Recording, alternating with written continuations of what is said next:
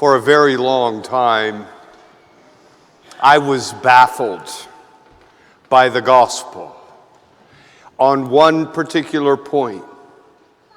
I thought to myself, if Jesus is the restoration of the fullness of humanity, if he is the restoration of the integrity and dignity and intimacy and love of God the Father that has existed since the very beginning of time, then why don't we know more about him? What was Jesus like when he was, in kindergarten? And it wasn't until a couple of years ago that I discovered the answer, thanks to the work of Blessed Charles de Foucauld. Blessed Charles wrote that we know absolutely nothing about Jesus' childhood because he lived his life for exactly one purpose: not to have fun, not to play with his friends, not to show off how much he knew, not to show off his many great talents and skills. The sole purpose that Jesus pursued throughout his entire life was to know and do the will of our Father in heaven. And so for Jesus, that meant that for the vast majority of his life, he lived virtually unknown by the whole world, living in a house in Nazareth that very few people, if any, ever stopped to notice. And his days were full of obedience to Mary and to Joseph, doing everything that they asked him to do.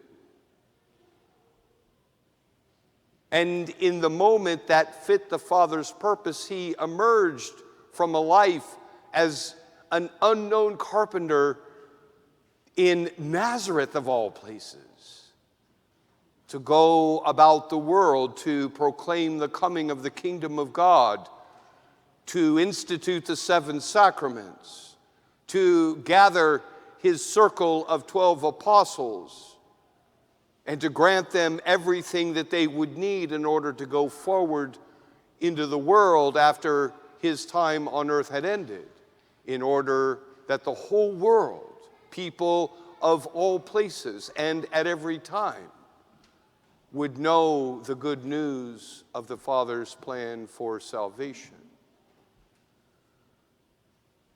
Jesus knows how vulnerable we are to wandering off, and that is why right here, smack dab in the middle of the Sermon on the Mount, he reminds his disciples what St. Elizabeth Ann Seton would put this way to her community: we live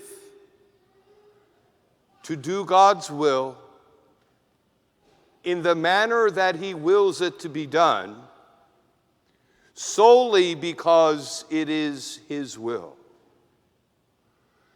Now, the first 2 parts we generally don't struggle with. It's pretty much all written down for us what the will of God in our lives is and the manner in which we are to fulfill that will in our lives. The place where we really get into trouble, the place where we really begin to struggle, the place where we ought to be very grateful for this particular time, a really consecrated time of the year, is not so much to know and to do God's will, but to purify our motives for doing so.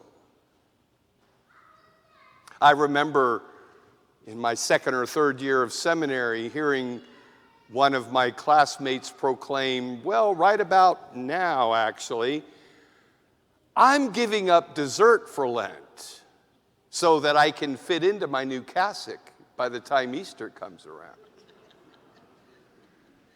And isn't it so common that we treat grace as though it were some sort of vending machine.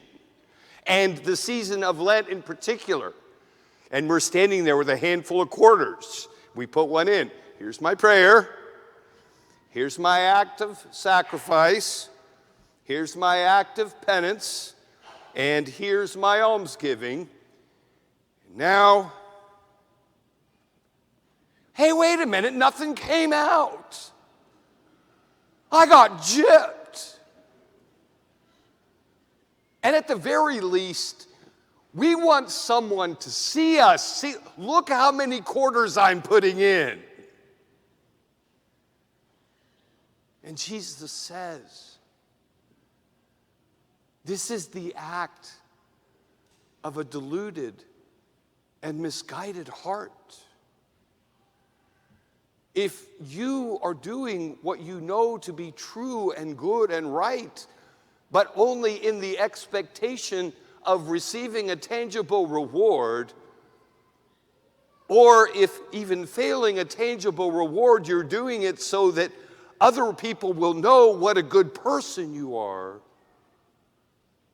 fundamentally misunderstanding the true promise of this time and the true promise of your life.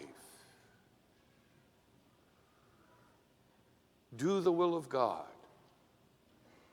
in the manner that He wills it to be done, and solely because it is His will. And if in an honest inventory of your heart, in an honest inventory of your desires, if you find anything there other than doing what you do because it is the will of God and for no other reason, then beg the Lord in His goodness to take that away. And say again, as the psalmist does, Lord, create a clean heart in me. Create a pure heart in me. Give me a steadfast spirit, so that I might become fully and authentically who God created me to be.